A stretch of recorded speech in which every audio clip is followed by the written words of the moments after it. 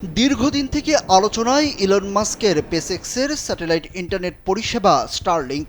বাংলাদেশেও দ্রুতগতির এই ইন্টারনেট পরিষেবা আসার খবরের পর সবাই মুখিয়ে ছিল কবে থেকে গ্রাহকরা পাবে দ্রুতগতির এই ইন্টারনেট সেবা। অবশেষে সেই অপেক্ষার অবসান ঘটেছে। মঙ্গলবার থেকে বাংলাদেশে আনুষ্ঠানিকভাবে কার্যক্রম শুরু করেছে এটি।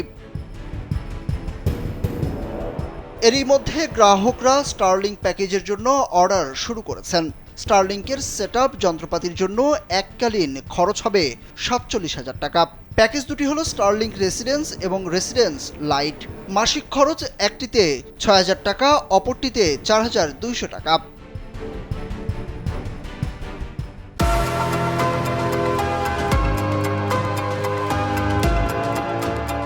কিন্তু কিভাবে স্টারলিংক অর্ডার করবেন?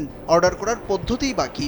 বাংলাদেশের গ্রাহকরা স্টারলিংকের অফিসিয়াল ওয়েবসাইট starlink.com এর মাধ্যমে সরাসরি অর্ডার করতে পারবেন।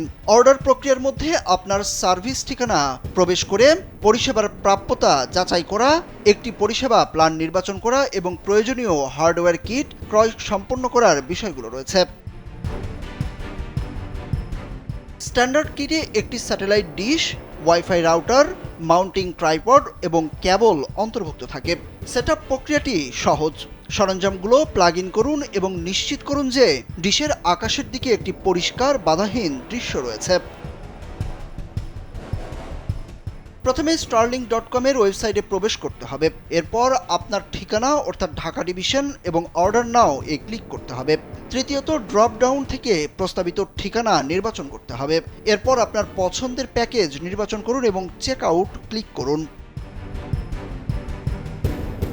আপনার যোগাযোগের তথ্য এবং অর্থ প্রদানের বিবরণ পূরণ করুন। এরপর প্লেস অর্ডারে ক্লিক করুন। অর্থ পরিশোধের জন্য ডেবিট বা ক্রেডিট কার্ড ব্যবহার করা যাবে। অর্ডার করা হলে স্টারলিংকের কিটটি ৩ থেকে ৪ সপ্তাহের মধ্যে ঠিকানায় চলে আসবে।